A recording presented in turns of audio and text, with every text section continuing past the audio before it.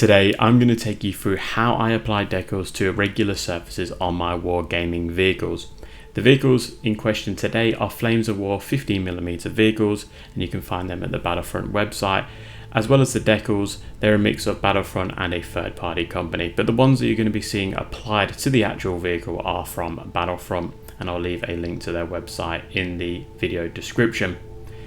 This is part one of a series that will show you how I actually painted these 14th Army grants, as well as how I applied pigments to give them dust, etc. So part one is going to focus on the decals, and part two will be the pigments, and then we'll finish with the actual vehicle altogether.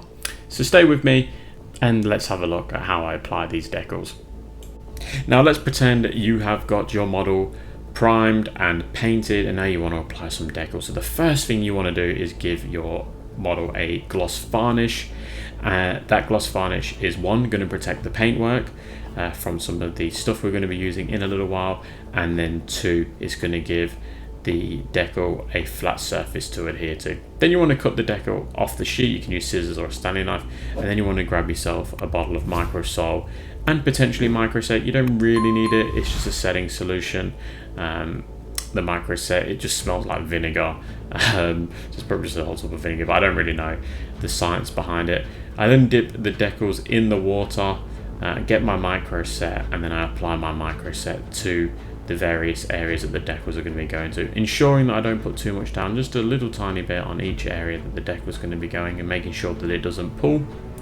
And then after a short time, depending on the quality of the decal, you should just be able to transfer it straight off the sheet and onto the model.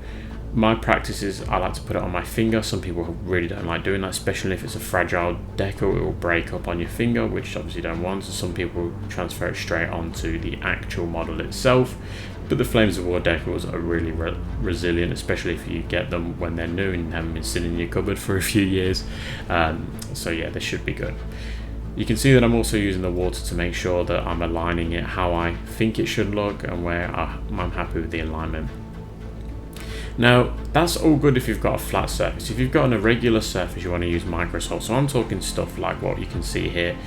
It's just a bit out of shot, but I'm applying this microsol to an area that's covered in rivets, and I want my decal to go over the top of that. It's this white allied star that you're just seeing in shot. Now this is going to work great for Zimmerit as well, for your German vehicles, but you want to apply your decal on and you'll feel that it starts to stick pretty quickly. So make sure you've got it in a rough area of what you want, give it a minute or so, and then go ahead and add some more of that solution onto there, to that microsol. Now this is going to start, actually what it looks like to the eye is melting to the surface. And then after about 30 seconds to a minute, I'm then getting a cotton bud and I'm just squeezing out some of the excess of that solution. And at the same time, I'm actually pressing down, not too hard, but I'm pressing down. That's just going to assist that solution in getting into the areas of the rivets we want it to. Now it's been a bit longer and that solution has actually taken some time to start getting that decal to really soften and start forming around those rivets. I'm then going back with that earbud that you saw before, and I'm pushing down and getting some of that excess solution out, as well as helping that solution to form that decal around the rivets. So you can see this is just like the first round, and it's just starting to show those rivets through the decal, but we can go harder, and you can see now I'm really pushing down on that cotton bud, and you can see those rivets are starting to pop through. And if there's a little air pocket, you can use a little pin like I'm doing now. You can sort of pop it, or you can maneuver it around until it disappears, and then you can really give it some. And sometimes you can see here that it only needs a couple of coats, but sometimes with this you need to just be patient and give it 3 or 4 coats of this stuff and follow this same method. Just keep repeating the method and you'll be laughing. But you can see there, look, that rivet's popped out. I know it wasn't on there for too long, but it has popped out. But I feel like it just needs a little bit more. I'm going between different models now, but it feels like it needs a little bit more. So I'm just gonna make sure I really put that solution on and really push it down. Now once it's dry and you feel like it's stuck to the surface, there you go, it's starting to look the part.